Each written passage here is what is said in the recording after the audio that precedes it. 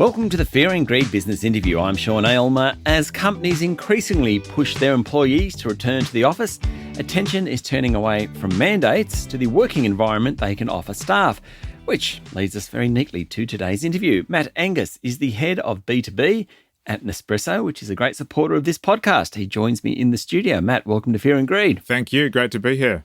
How much has the workplace changed because of the pandemic, in your view? Yeah, look, I think the workplace it's changed a lot. You know, it seems like such a long time ago, but it was probably only 5 or 6 years ago, or it is only 5 or 6 years ago. It's gone from this environment where I do my work in the office, and that is where I do my work, to this environment where I think the office is an opportunity to collaborate, to bond, to work together, but also balance that with working from home. And ensuring that people have the right balance between working from home and working from the office. Yeah, we're here in Sydney. What amazes me when I'm heading home and I'm going through the Sydney CBD, just how busy it is. Monday night, Tuesday night, Wednesday night, at 6 o'clock, people are everywhere. It does seem that even though we have a kind of hybrid policy, there are a lot of people around the workplace at the moment. Yeah, there is. Look, we're continuing to see a small uptick in occupancy year on year. I think it's still down on COVID, probably 20 to 25% down on COVID. But when you look at year on year, and I talk to some of the customers that we work with, they are seeing an uptick in office occupancy and their staff coming in, which I think is really great. I think it's a reflection that people are finding that balance between the benefits that come from working in the office and the benefits that come from working from home. So that sort of segues nicely into Nespresso. So presumably you're head of B2B. Your job is all about talking to big businesses or businesses, including big businesses, to say what you need to keep your people happy. Is that how it goes? Yeah, that's certainly part of it. I think look, I lead a team of passionate people that are focused on really creating partnerships with the coffee solutions that we offer. And you're right, it's across workplace, it's across offices, it's across hotels and hospitality. And look, it's a wide variety of different offerings that we offer that cater to small business and large business. But I think ultimately what we're about is trying to create partnerships with our customers and work with them on a coffee solution that can, to your point, help drive that right culture and get people back into the office.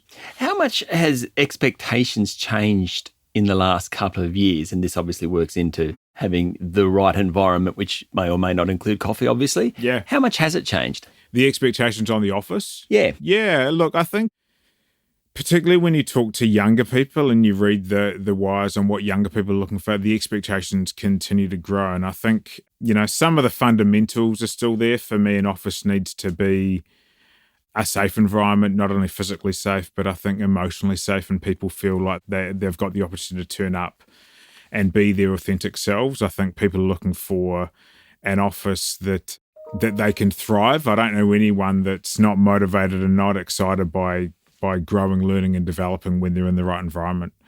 So I think that's important. And I think people also want to be in an office where they're part of something bigger. There's a sense of purpose that they're there. But I think also when people have this choice of, should I go to the office, or do I need to go to the office, or can I do that from home?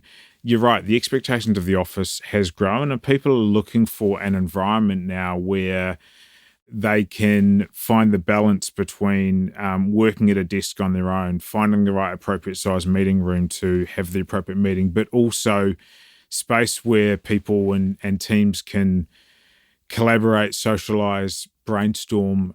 And I guess that's where coffee can play a really key role in helping to facilitate some of those conversations that are just not possible when you're doing it via Microsoft Teams or whatever connection platform you use. It's kind of like the water cooler conversation. Though it's probably more like a coffee machine conversation.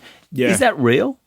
Yeah, I think, let's go and have a coffee is a fairly common catchphrase that Australians use. But I think genuinely in the workplace, that can be a really important kickstart to conversations. I think it can get people away from their desk, get them having a brainstorming or collaborative type conversation. I think, let's sit down and have a coffee can also be an opportunity to break down some tension points or break down some barriers that might be between two people that are having a disagreement about something. And I touched earlier on the importance of mental health and well-being in the workplace. And, we talk around some of those conversations are actually, it's starting those conversations with someone that's going through a difficult period is the most difficult, either for the individual that's going through that challenge or someone that's looking from the outside going, I can see there's something wrong there. And so let's sit down and chat over coffee can really help stimulate those conversations. And presumably at the end of all this, because I know you did a research a couple of years ago when you talk about mental health and culture.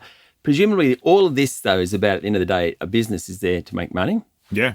And if you can actually have a better culture, if you're looking after your people, etc., then you're going to do better. And that's kind of where you fit in. Yeah, look, 100%. That's where it comes from, this notion of partnership. Yeah, we're obviously in business to sell coffee without a doubt, but ultimately we're around creating partnerships with our customers to create that appropriate and that correct environment. And, I can certainly reflect on times when I've been in cultures that weren't high performing, that weren't thriving, and it's not a fun place to be. And I think, there's differing views on mandates back to the office, but I think ultimately long-term businesses need to be looking to create environments where people are motivated and by choice come to the office 3 or 4 days a week, as opposed to, oh, well, it's Tuesday, Wednesday, Thursday, oh, I've got to be in the office. Because ultimately I think in today's environment, that's not going to create a thriving workplace. Employees are going to be disengaged, and it spirals from there. So yeah, you also mentioned that you deal with hotels. Yeah. Now, in my mind, I know exactly what you're talking about. Yeah. What's happening in that sort of space? Yeah, look, I think hotels is an interesting space. I think tourism has rebounded pretty well post-COVID, and so hotels are thriving off the back of continued strong tourism, I think not only within Australia, but also coming from overseas. I think we continue to see a trend of people looking to pay for premium. So 4 and 5 star hotels continue to grow and develop. And I think there's also a mix coming through of hotels focused on business, but also hotels focused on leisure and creating those different environments. And again, we've got a variety of different solutions that can cater to different coffee moments within a hotel. I have to just go personal here. So what's the most popular coffee? Like off air, we're discussing, I remember when you opened a store near where I lived and I actually bought the machine, and I loved the fact that you got the big bag and you just looked fancy when you're walking out of the store, the whole bit. So when it comes to consumption in personal households, Arpeggio is certainly by far and away our most popular variant. Is that the purple one? The purple one. Yeah. I think one of the unique things around the Nespresso professional side of the business is our capsules are unique, and our machines are specifically designed to work with those unique capsules. So probably the most popular variant would be Ristretto Intenso. Australians, New Zealanders, whoever it is that's drinking our coffee, they love it. They love it strong. Right. But that is one of the reasons why we created those unique capsules. It also ensures that from a business perspective, they can control their inventory. It limits the opportunity for people to use those, I guess, work-funded capsules outside of the workplace. Very quickly before we go, because we're out of time, pricing in coffee, because we've done a few stories over the last year about just the price of coffee going through the roof. And it's a global market, so it's not specific to any particular organisation. How do you manage that? Great question. Look, I think we look to optimize our supply chain as much as possible, and look, coffee prices are going up, so that is a challenge. I think we make choiceful decisions on what we do from a pricing perspective, and I think anyone that wants to reach out and talk to us and look at the price of our capsules relative to what you can pay for a barista capsule will see that that we're very competitively priced. Fantastic, Matt. Thank you for talking to Fear and Greed. Fantastic. Thank you. That was Matt Angus, head of B2B at Nespresso, a great supporter of this podcast. This is the Fear and Greed business interview. Join us every morning for the full episode of Fear and Greed, business news you can use. I'm Sean Aylmer. Enjoy your day.